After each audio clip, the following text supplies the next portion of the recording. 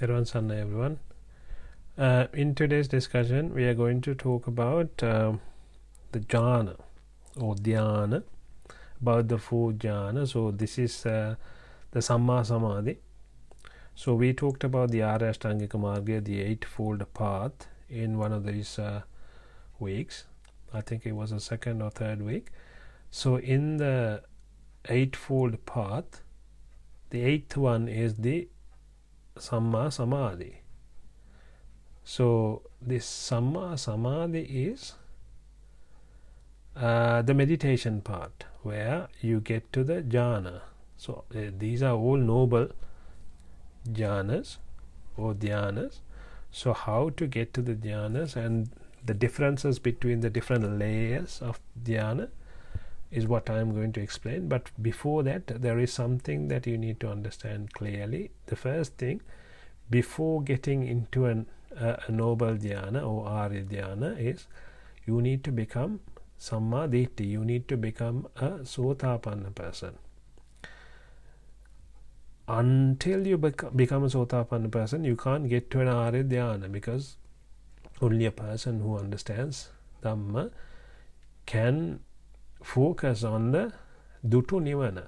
Dutu Nibbhana is another word for the enlightenment, but the comprehending of enlightenment. So what happens is, when you become Sotapanna, a person who becomes Sotapanna gets to the understanding about the reality of the world to a certain extent. He doesn't understand everything, but to a certain extent that person understands. So this understanding, what this understanding does is it releases a lot of raga, dvesha, moha.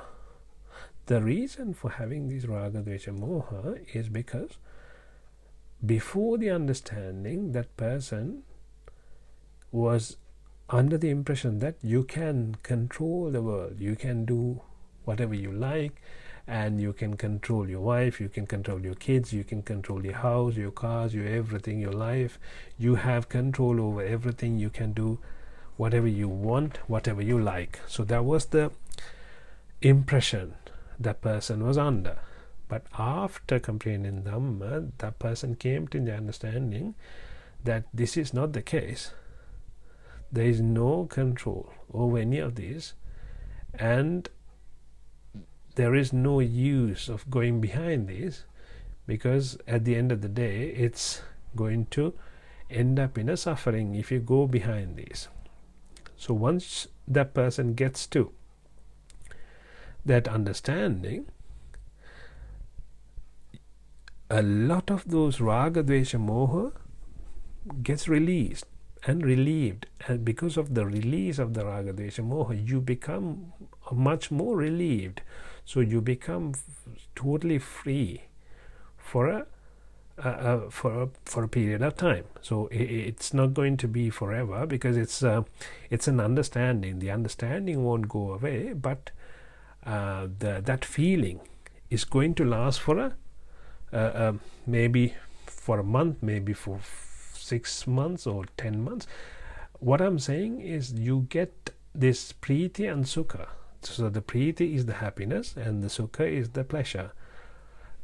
So that happiness and pleasure is derived from inside, not outside.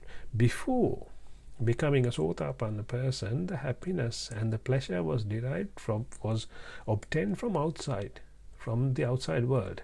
But now, after comprehending Dhamma, this happiness came from inside, the pleasure came from inside, and so therefore it stayed for a long period of time. But after a certain period of time, it diminishes, but the understanding doesn't diminish. So the understanding stays, but the pleasure and the happiness diminishes, but it doesn't go away. There will be some sort of happiness, because now you know that you understood the Dhamma, and now you know that you have understood about the world, and therefore you know the path. So there is a certain level of happiness and certain level of pleasure with you, but it's not the same level at the time you understood the Dhamma.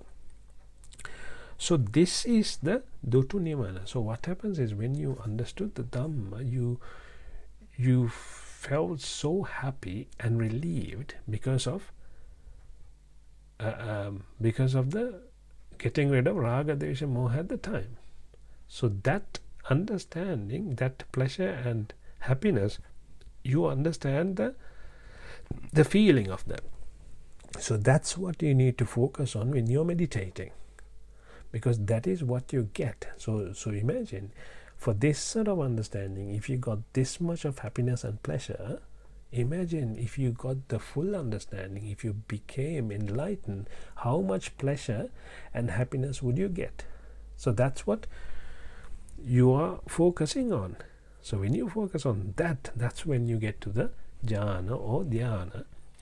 And now what you're thinking is, you're thinking about the enlightenment or the nibbana, and you're thinking of getting away from raga, dvesha, moha, or the world.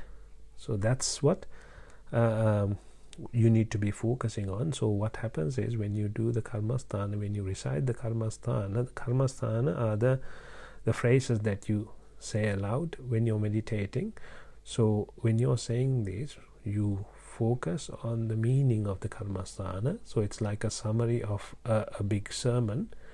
So when you're thinking about the summary, it's either talking about the pleasure and the happiness that you get from becoming enlightened, or they talk about the suffering that you have to undergo if you are living in the world. So these are the two. So once you focus on them, so this is what you need to focus on. Another thing you need to understand is, once you became Sotapanna, once you got the understanding, what you need to focus on, the two things that you need to focus on are, one, the beauty of Nibbhana, and two, the suffering of the world.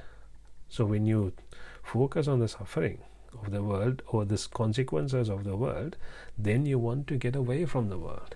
And on the other hand, if you think about all the benefits and the pleasure and the happiness that you get from becoming enlightened, then you want to go towards Nibbhana. So that's how you walk the path. So that's the route.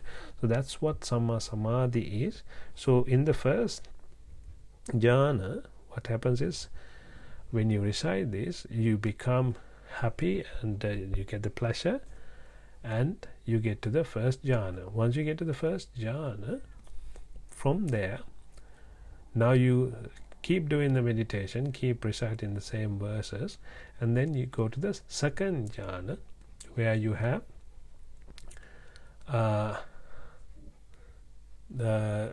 the same priti and sukha, but there is no savitaka, savichara. You don't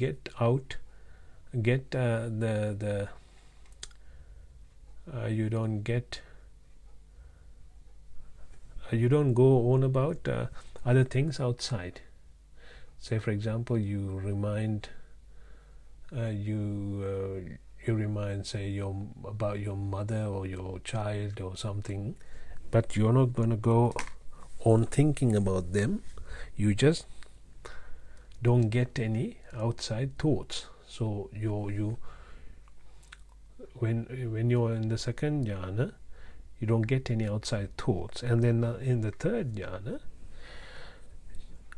you have sukha ekagrata. So now you have the pleasure, and the pleasure stays on, and it's a very, very a lot of pleasure. It's you feel like you want to stay there and you don't want to move. You just want to enjoy the pleasure, basically. And this is when you think, oh, what the hell was I doing in the world looking for pleasure? This is the real pleasure, kind of thing. And then when you get to the fourth jhana is when when you feel the light, when you see the light, and that's how you get to the fourth jhana and complete the four jhanas. So it's a short one this week, but this is how you get to the jhana.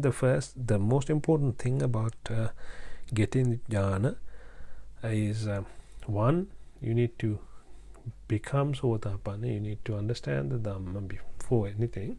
Once you understand the Dhamma, you need to focus on the Dutu Nibbhana, or in other words, the pleasure of becoming an enlightened person, or you need to focus on the Nibbhana. And one important thing you need to focus on is that you shouldn't be thinking about getting to the jhana when you're meditating, because if you focus on jhana, you will hardly get to the jhana, because you're not focusing on what you're supposed to be focusing on.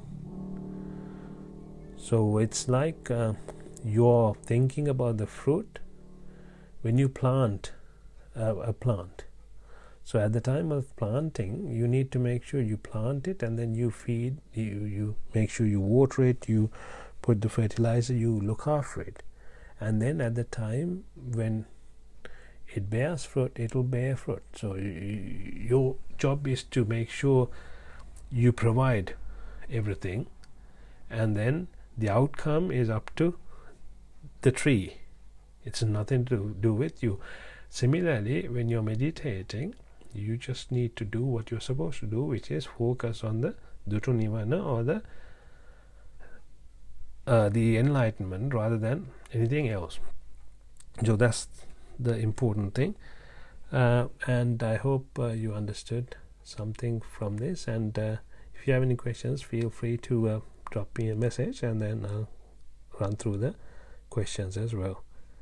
Everyone, Sarnai, we'll meet again on another week.